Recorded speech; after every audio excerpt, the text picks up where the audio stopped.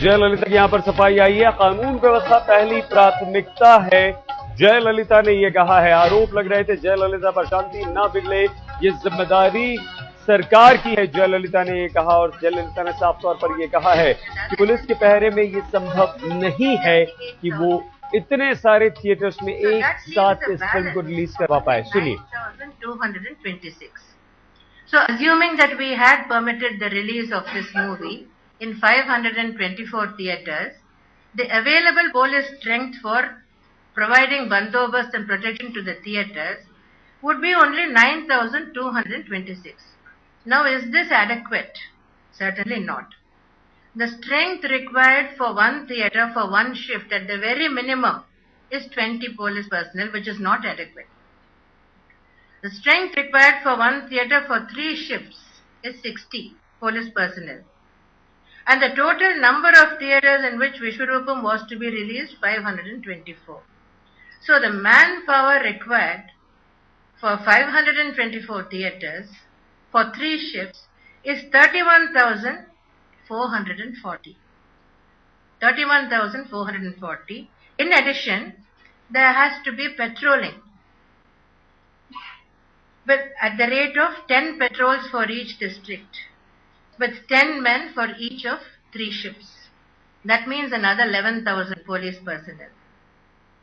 And in sensitive areas like Coimbatore, Ramanathapuram, at least 10 pickets on average for a district would be required with a strength of 20 personnel.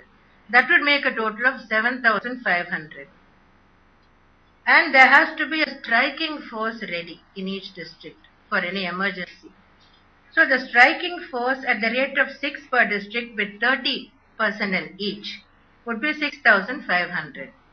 So all in all, if Vishwarupam was to be released in 524 theatres, the total manpower required just for bandobast and protection for Vishwarupam alone for these theatres would be 56,440. Whereas the actual availability is only 9,226. Now I would like you to ponder over these figures. How is it practically possible for a state government to provide protection and maintain law and order when we don't have adequate manpower? If it is a case of just 2 or 3 theatres, probably it could be done. But 524 theatres, I have given you all the figures. So I would also like you to understand what is the meaning of maintaining law and order. Maintaining law and order doesn't mean allowing a situation to turn violent, allowing violence to take place, and then stepping in to try and quell the violence and restore peace. And particularly when you have only a limited police force, as we do in this state. What would be the alternative for a government? This is what we normally do. We rely on intelligence inputs. If intelligence reports tell us that there is likely to be trouble in a certain place, there are likely to be violent incidents in a certain place due to such and such reasons, then what the government would do, what the police would do is to take preventive action to see that that violence does not occur. Now, for example, there are certain political leaders who create trouble wherever they go. If they enter a sensitive district and if they are allowed to make some rabble-rousing speeches, there are always violent incidents.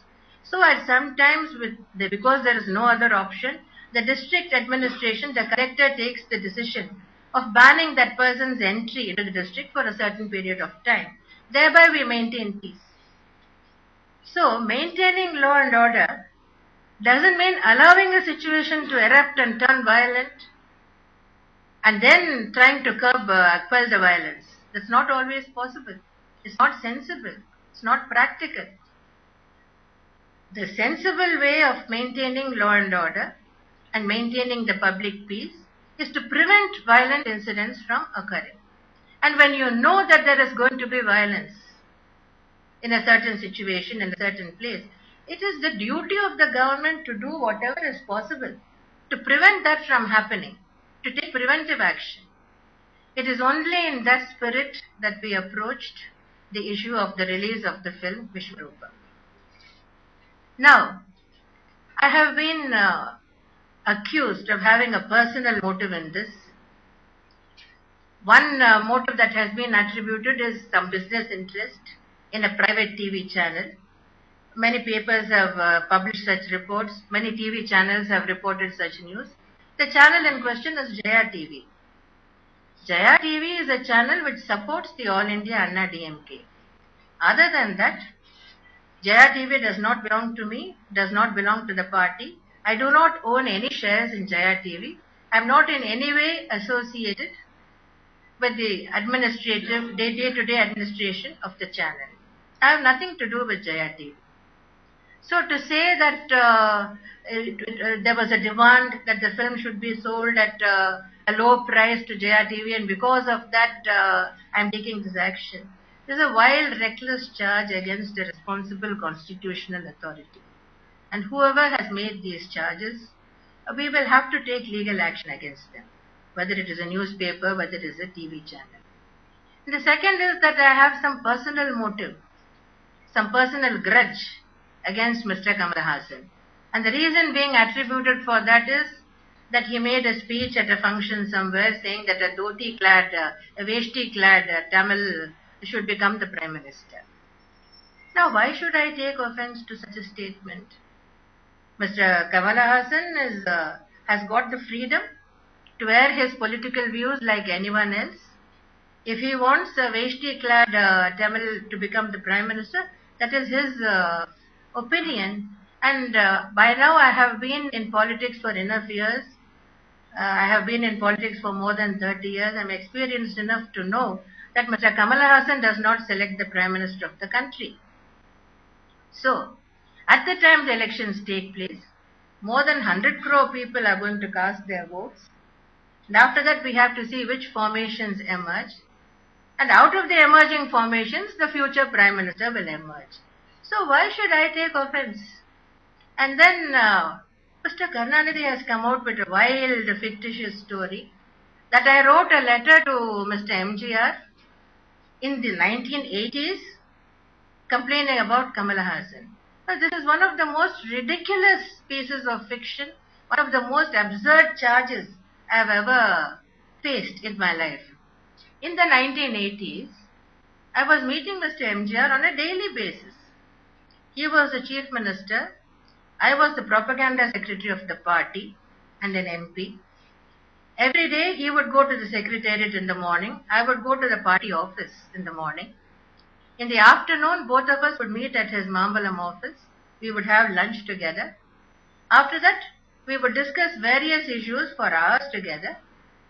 I would brief him on all the issues concerning the party, about various petitions that were presented by party men, about various petitions that were given to me by members of the public wherever I went.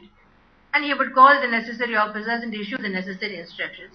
So when I was meeting him practically every day, on a daily basis, why should I write a letter to him? And that too on such a trivial matter. So, since Mr. Karunanidhi has made this fantastic charge, it cannot be dismissed lightly. So, we will be instituting legal proceedings for defamation against Mr. Karunanidhi and all the newspapers which have published this fictitious defamatory charge. So, I would like to make it clear that I have no personal grudge against anyone, no personal interest in banning the movie.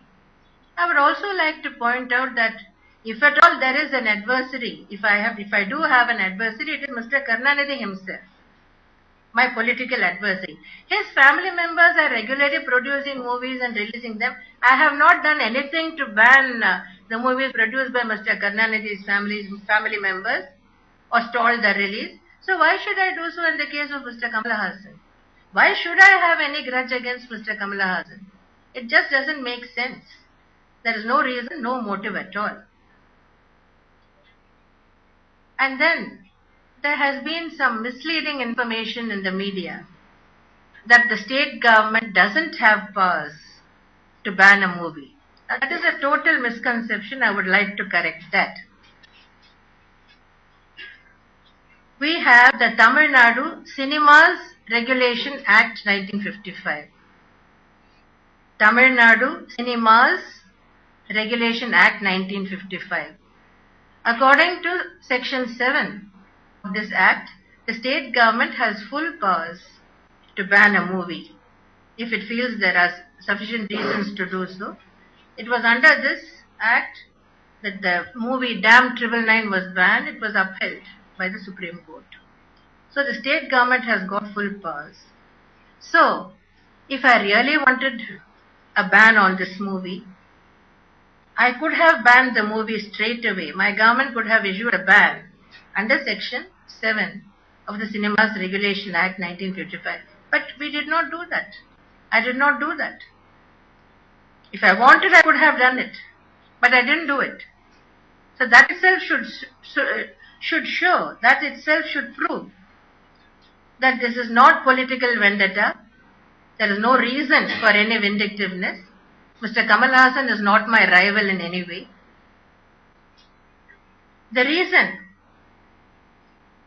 we did it under Section 144 was to give time for tempers to cool down so that both sides could have a discussion and come to an agreement. Now, there has also been a lot of talk. Mr. Kamal Haasan has said that he has pledged all his properties and he stands to lose everything if the film is not released. Now, Mr. Kamal Haasan is nearing 60. He's 58 years old. He's a responsible adult. What he has done is to take a calculated risk, a calculated gamble. If he has taken a decision to produce a movie with a mega budget running to hundreds of crores, and if he has pledged all his properties for the same, that is a conscious decision that he took. So how can the government be held responsible for that? How can the government be accountable for that? Now, coming to the actual ban itself, I have no interest in movies. I stopped seeing movies years ago. Earlier, during my earlier terms as Chief Minister, many cinema producers and directors used to invite me to watch their movies. And once in a while, I used to oblige them if they were friends. But now they have understood I'm not interested. I'm simply not interested. So actually they have stopped inviting me. Because films don't interest me anymore. I have no time to watch movies. So I knew nothing about Vishwarupam, personally. And as for the Muslim leaders who have been protesting against the movie, I have not met them so far in this regard. They have not met me either. What happened was that this movie was announced. The release of this movie was announced. And leaders of several Muslim organizations, including a federation comprising 24 Muslim organizations, they presented a memorandum to the Chief Secretary. This was quite some time ago. The Chief Secretary forwarded this memorandum to the Home Secretary. And then the concerned Muslim organizations representatives met the Home Secretary. At that stage itself, they wanted to see the movie. So from the government side, a request was made to Mr. Kamal Haasan to show the movie to a few representatives of the Muslim organizations. Had he done it then itself, all this trouble probably could have been avoided. But he avoided showing the movie. He actually set a date, invited them all to his office to watch the movie, and after they all went there, then he told them that the release of the movie had been postponed. And so he was not able to, he was not willing to screen it that day. Then almost a month went by. Then again there was a delay in the release. That was because of a problem that he faced with theatre owners because he announced release of the movie through DTH. Tamil Nadu की मुख्यमंत्री जयललिता ने film विश्व रूपम पर बहुत विस्तार से बातचीत की है। कहा कि यह संभव नहीं है कि इस फिल्म को सुरक्षा प्रदान की जाए, क्योंकि हमारे पास इतने सुरक्षाकर्मी, इतने पुलिसकर्मी ही नहीं हैं कि हम 524 थिएटर्स में फिल्म की सुरक्षा कर सकें। कानून व्यवस्था की जिम्मेदारी राज्य सरकार की है। उन्होंने अपने ऊपर लगे निजी आरोपों को भी गलत बताया। कहा कि मेरा कोई संबंध नहीं है किसी जया टीवी से, मेरा कोई शेयर उसमें नहीं और किसी राइट्स की बात भी गलत कही जा रही है। पी चिदंबरम को प्रधानमंत्री बनाए जाने की वकालत अगर कमल हासन करते हैं तो यह अच्छी बात है। कोई भी तमिल प्रधानमंत्री बने, ये कमल हासन का अधिकार है। तमाम सफाई दी जयललिता ने।